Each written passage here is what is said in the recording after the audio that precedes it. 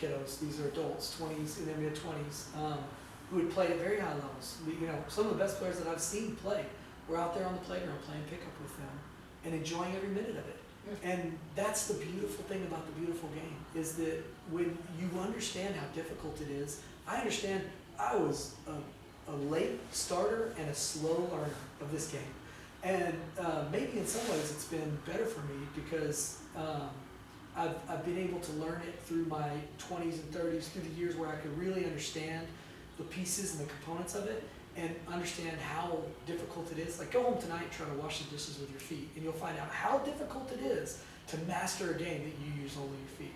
Yeah. And you know, I have that healthy respect for it, but when it comes to teaching children it, I recognize that no child is going to learn this game in 2 or 3 years. No child is going to learn this game in a decade, master this game in a decade. And that's really the target goal, is to introduce them to the game at 3, 4, 5, 6 years old, and then allow them to master it like they are around the world. And I'm not saying master it to the level of Messi, master it to the level of, like, when we all sit down in a room and 3 people bust out their guitar and they start to play, and one person who's learning to play the guitar busts out, everyone can identify who the 3 who can play the guitar are and who the one who's learning is. Yeah.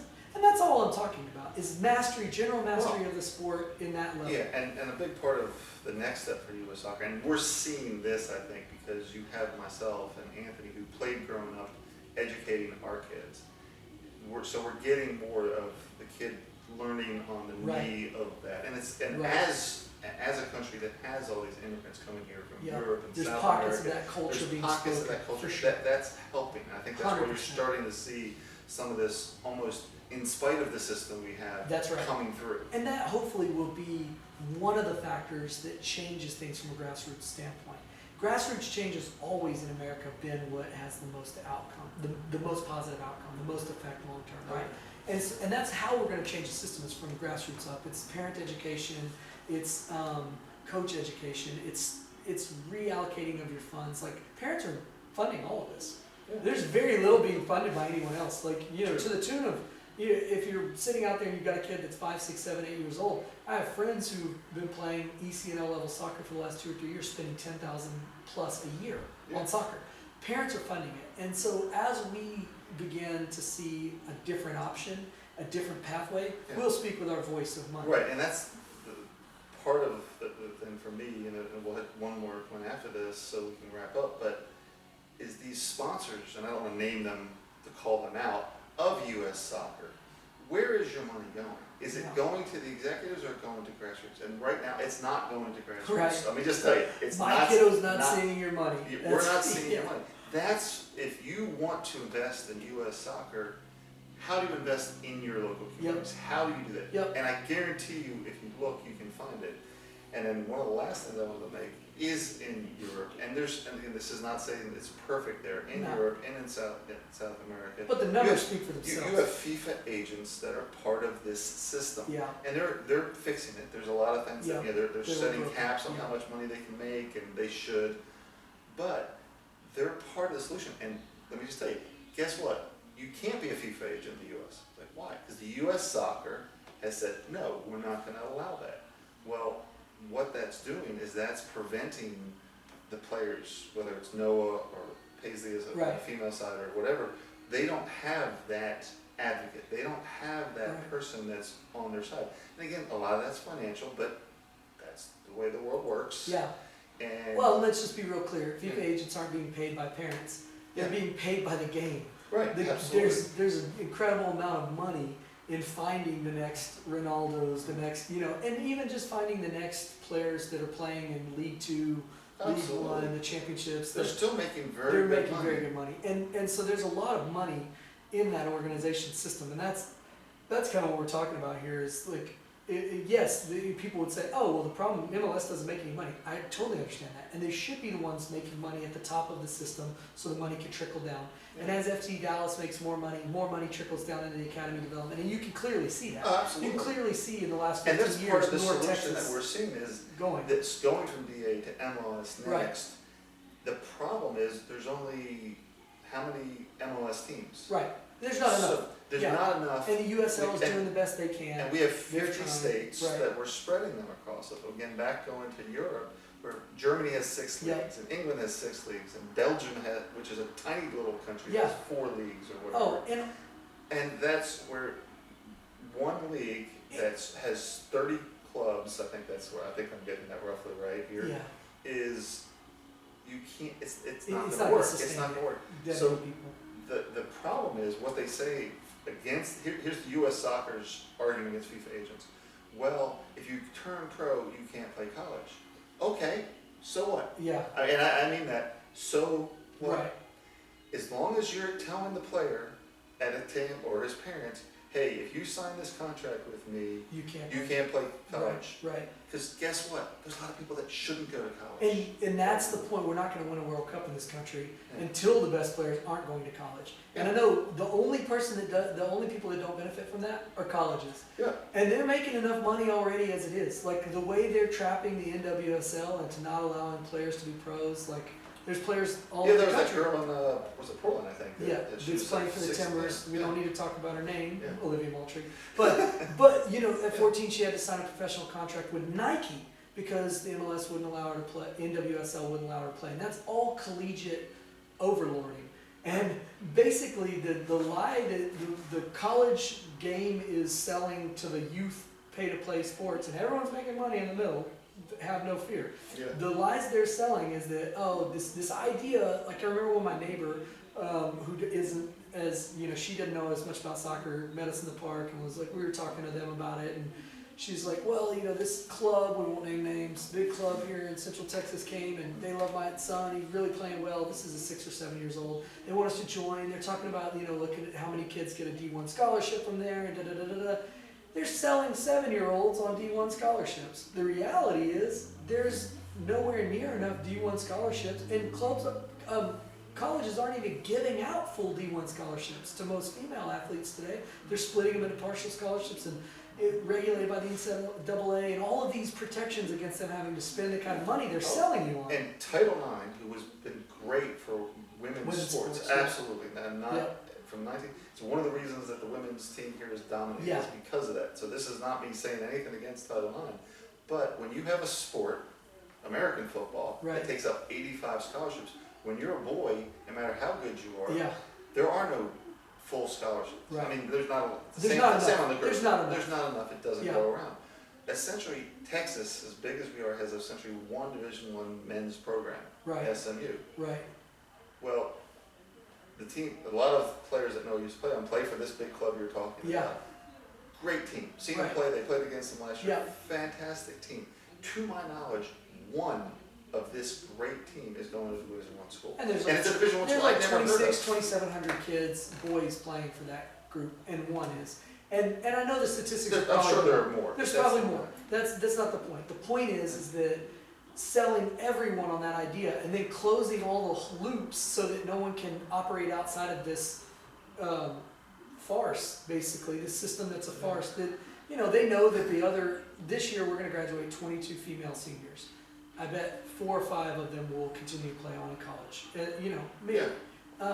All of the rest of them believed at one point that that's why they were playing soccer.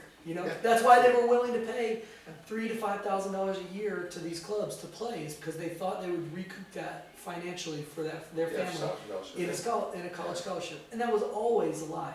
And I think it's not that it's a lie for every child. It's not that it's a lie for ECNL's done a great job of producing those numbers that they want to.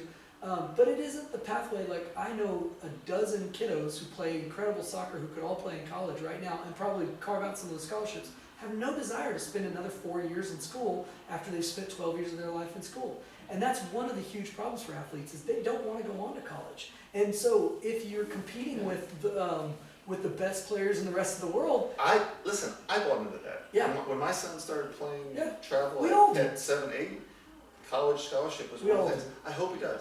Guess what? If he wanted a college scholarship, he could have one. Absolutely. He doesn't want that. And that's the point, is that we're selling at 6 and 7 what we don't have a clue about until they go 13, 14, 15. We shouldn't know what they want to do with the rest of their life.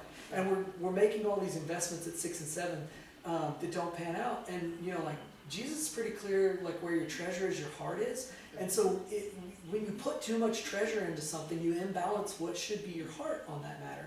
And so you have all these parents that are upset with their kids, forcing all these expectations, even kiddos who should have an opportunity to go play pro, or they drive them in a direction that, spend that extra 200 hours a year instead of training in a car. By doing that, okay, this is one of the reasons that there's a ref shortage, because there's abuse, and again, Right. we'll hit that in another There's too episode. much pressure. There's too much pressure. Too much. When you put $10,000 a year, your expectations of these refs that they're pros. Guess what? They're not. Right. They're gonna make mistakes just like the kids do. Yep. You're putting too much pressure on it, so it's like you're gonna get. Yeah.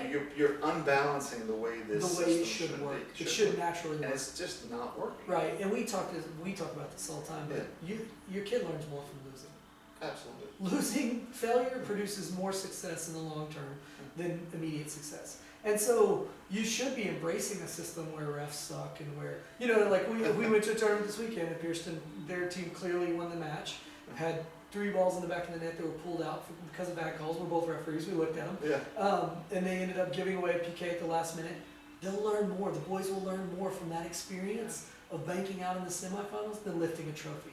It's us as parents who have to be willing to endure the process and say, I was pretty frustrated because I wanted them to get a chance to lift a trophy. They're going to learn more from losing, and that's where if I wasn't paying too much money, I'm not. Yeah. To the grace of God, we have a great system of development, a great training environment and culture where we're paying a balanced amount of money that we should be paying to people to teach our kids. You can enjoy watching your son play. And or your daughters easily play. laugh about the refs' bad decisions because it's not costing us the farm, as they used to say in East Texas, Yeah. And I've experienced it, because I can remember back when my son was with his first club, so he would have been maybe 10, at most 11 years old, and we were getting on the refs. And as a whole, I've got to say, I'm biased myself. I don't think I'm very bad about it. I'm the worst. But I have my moments, just like anyone else. Yeah, but I'm super I remember Noah walking over to the sidelines, and it wasn't just to me; it was the whole sideline. Calm down. Yeah. It's okay. Yeah. When a 10, 11-year-old kid comes over, there's a problem, right? There's an issue. And I still picture that. I can tell you where I was, Richmond Hill, Georgia, when he did that. Yeah. And there's a problem. And again, we'll get into that future episode. But you have to fix the finances. You have to fix the finances. And you have to fix that. That's part of helping to fix where the finances are coming from. Yeah. Finances need to be, it should be torture to find a sponsor. Right. As big an area as Austin is, all these companies are here. And there are plenty of companies that are interested in soccer. But where is it going? Why would they sponsor a club that makes $26 million a year? Why? Off of the parents. And these are the There's problems. no need. They don't need a sponsor. That's right, and that's the problems. And then they'll take another $5 or $6 million a year for sure. The problem is at a grassroots level, people being brave enough to create programs like Fierce, like schools, like E2 Prodigy in San Antonio, like these places that are brave enough to do something different, and then people supporting them in that difference. I mean, that's kind of, I'm getting to the end of my 6 kiddos. I'm looking forward to empty nesting and getting to the end of that. What I'm hoping, though, is that all the time that I've spent in youth soccer over the last 20 years isn't in vain. And so I'm pouring my time, energy, and effort into a program like Fierce. Making that I'm hoping to build a legacy for children, so that my kids can come back and coach at that place, can come back and have my grandkids play there, and it'll still be there, creating positive change. And that's why, like at Fierce, we chose Be Different, Be Fierce. The first thing we have to recognize is that we have to do something different if we're going to be something different. We're not going to change it by doing the what same we've been doing, and that's where I think Klinsman had it right with that. We can argue with his coaches, but his idea and his beliefs to change was there, and I think we need to incorporate that. So for the second episode, what we're going to look at, we're going to invite Paisley Jackson, his daughter, from the female perspective. Yes. My son Noah's good friend, so we'll force her into coming in to do that. And then Noah and I are in the same episode probably going to go into a little bit of, there's a big talk on the men's side of the current coach related to MLS talent and European talent. Yeah. And we'll get into a little bit of what that means, how that incorporates, and what is, again, not necessarily our opinions, although that's part of it, but what's best for U.S. soccer? Yeah. What's going to be, if we're going to try to win the World Cup, which that's why you play this, is to try to win that thing. The penultimate at the top of the game is I mean, you're not always going to do that. Yes, There's only a for few sure. countries that have actually done it. Right. But if that's what our goal is, It should be the goal. what that we can develop athletes what that can is compete at that level. what is that level? What is it? What's Yeah. best for the U.S. soccer team to have that chance? And I'll say this on the development side, I know we're wrapping up, but one of the things that struck a chord with me early on was, I've told you this a couple times, reading the study that the School for the Blind did here. When all of our kids are babies, they're tested and they say, well, your kid's got a giant head, he's in the top 2%, your kid's got long feet, your kid has this hearing, that, and they tested kiddos who were born without the ability to see, and they all tested all of the grid in their hearing, right? Yeah. By the time they were 12, they did the test again, and they were all in the top 2% of hearing ability. Makes sense to us because Absolutely. they adapted, because they didn't have the ability to see, so they adapted to be able to play. And I think one of the things you don't see in the U.S. in U.S. soccer right now is we've got strong, fast strikers, we've got talented ball skill players, we've got strong, fast defenders, we've got talented, one-on-one defenders and headers of the ball.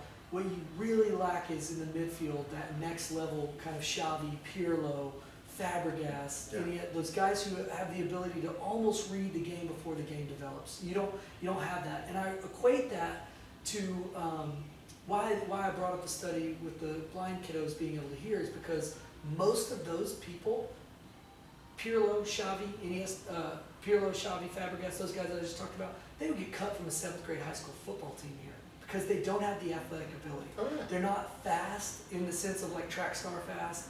They're not jumping out of the gym. They just don't stand out as like. Well, they were talking about Xavi and Iniesta, who are considered probably part of the best midfield, hands down, forever. 2 of the best midfielders But on the planet. athletically, they're not going to outrun somebody. Right. They're not going to out physical somebody. They're not.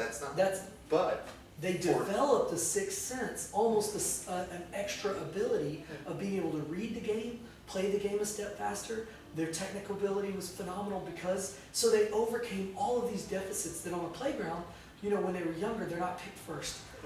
It's picked last. They're picked last. Yeah. And then they overcome all of those things, and we're not allowing kiddos to develop just because they love the game. What they focus in on and look for over in Europe and South America is which kids do we have to beat out of here with a stick to get them off of here every night. Yeah. That's what they look for. That's the qualifier to being in the academies, the qualifier at a young age. Right. Then they start to sort some stuff out. Well, and U.S. soccer says this. Again, I go back to my son 10 plus years ago, starting with ODP. And we want, because the men have the same issue, is that at 14, 15, 16 years old, why did all these players stop playing? It's not fun. It's Right. not It's fun not for them. fun if anymore. it's not fun, they're going to find something else that's fun. It is fun. At 16 years old, that's pretty much what you want to do. YOLO. It's a big surprise. If it's not fun, we're losing that. Yep. And it's not about whether they play ECNL or MLS or DA That's or all whatever. part of what's not making it fun. Yeah, it's not making it fun. We Yeah. need to find a way to make it fun. Because guess what? I was the early developer. Yeah. I'm 6'4", I was 6'2" as an 8th grader. Yeah. Okay, I only grew 2 more inches in high Yes. school. So I was the other. But there are those kids that are, I played with them in soccer that last year in 8th grade, that are 4'8" or 4'10" or 5'2", that are going to physically get stronger, they're physically going to get bigger. And if everything you else. don't And if they're allow not them to playing, develop, if they've dropped out to Then go we've do lost. something, we've lost. right. And if they've been overlooked, we have a young man, Jamie, that is played professionally for a number of years, who's come to Fearson's coaching. But his story is, walked on in college, became All-American. Nobody wanted to play pro, walked on there, played pro for, you know what I mean? Like, it's always, and he is one of those players, like he says, like, he doesn't run, he's slow, he's like, smarter than other players, quicker, more technical, that kind of player. We're missing those players on the World Cup team. Yeah. Because we're not giving them the resource and the culture and the environment to develop into the kind of players that Xavi, Pirlo, Fabregas, those guys are. And the one midfielder to me that comes up is Michael Bradley. And a little tip to the next episode, what I'll say is Michael Bradley was able to go to Europe. He was able to play in Roma. And then he Dad's a chose, national team coach. and then Check he- it out. yeah, and He's the then, first and then one he in soccer. chose to come back. Right. I was so disappointed.